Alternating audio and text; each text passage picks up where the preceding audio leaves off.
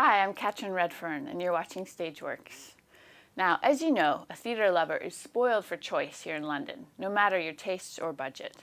But in a continuing effort to bring you round-the-world content, your favorite intrepid theatre reviewer recently braved the crowds of 42nd Street in Manhattan to bring you this review. One of the most thrilling shows on Broadway during my visit was about a woman who kills her husband in cold blood. Nope, not Chicago. Sophie Treadwell's Machinal isn't a sexy musical, but an obscure drama, one that hadn't been revived on Broadway since its 1928 premiere.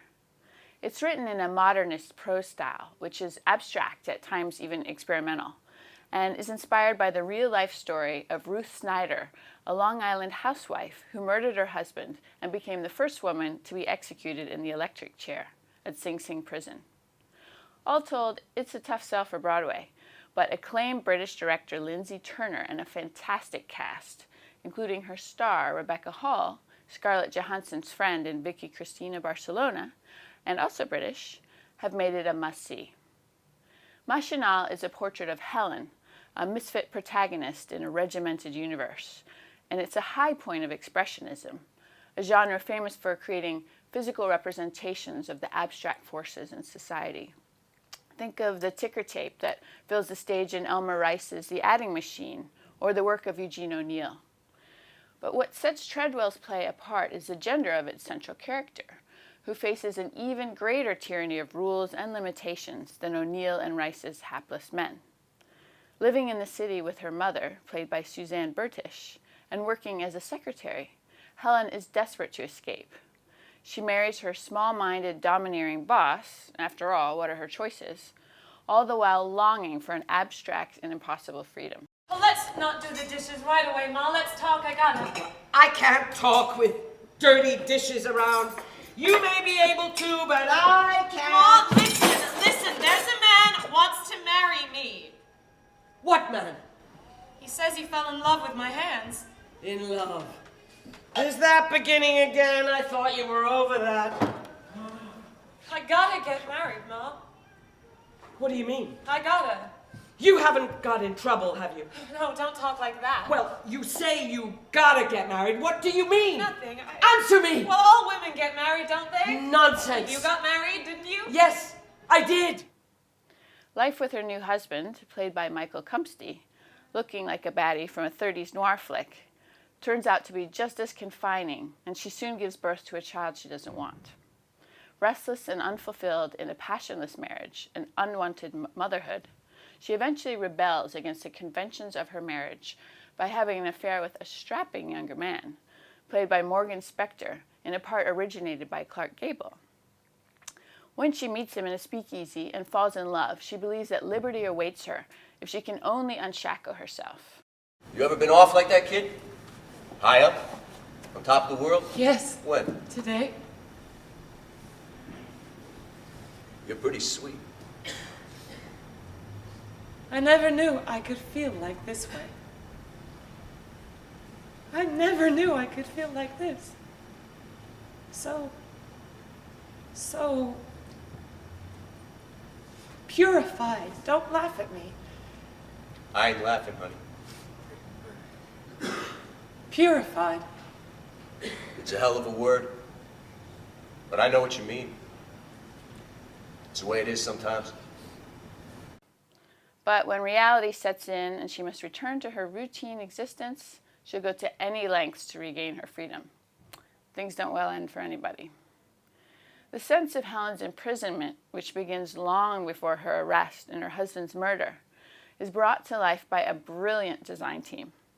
The first scene is a stunner.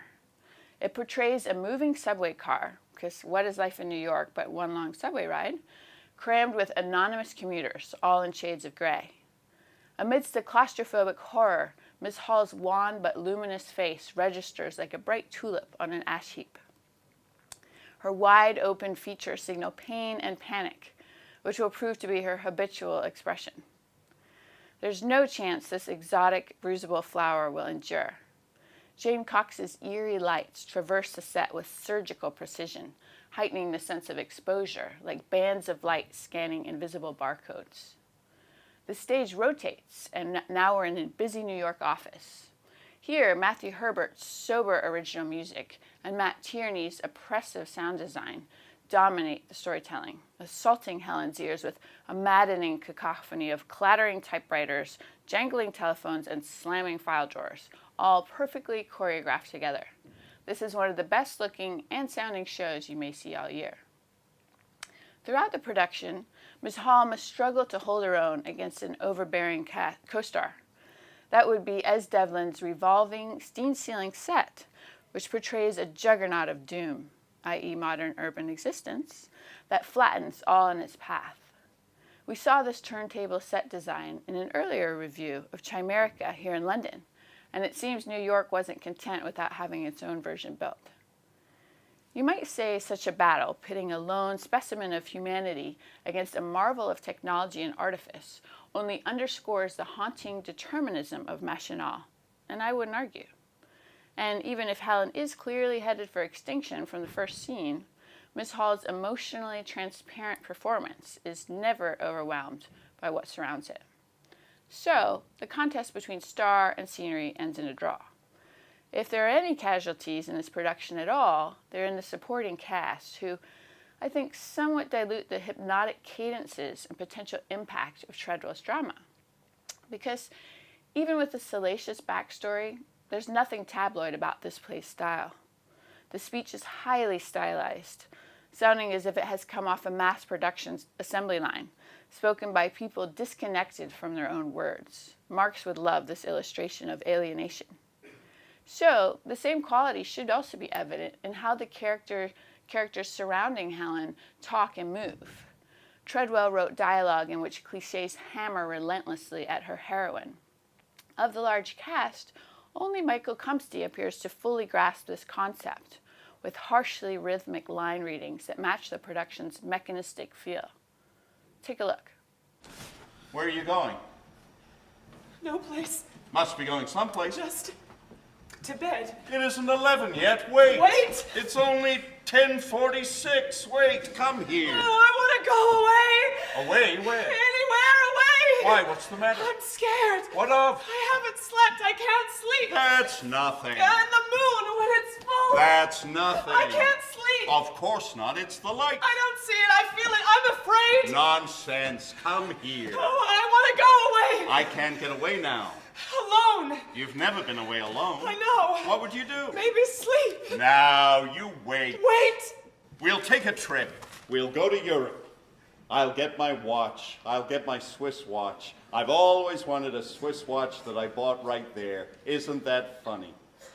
Wait. Wait. See his line delivery? He really brings out what the text is trying to convey. Away from Helen's confining life in her lover's arms, life briefly seems real instead of a nightmare. But for those enchanted glimpses to exert their full force, we need more rigorously stylized and synchronized performances elsewhere. The slackness has the unfortunate side effect of sometimes making Helen seem less a sensitive victim of a brute society than of her own mental illness. And as a consequence, Machinal can occasionally feel more like a diary of a mad housewife than the playwright intended. Still, it's a thrill to have as illuminating a guide as Ms. Hall to take us through the twisting corridors of derangement. All in all, Machinal is a riveting look at the danger that can come from a life unlived. So check out this revival of a rarely seen modern classic. It's playing at the American Airlines Theater. Don't worry, the airline didn't design the seats. So that's our show for today. I hope you enjoyed it. And we'd love to hear from you. You can find us on Twitter or on Facebook. Bye for now.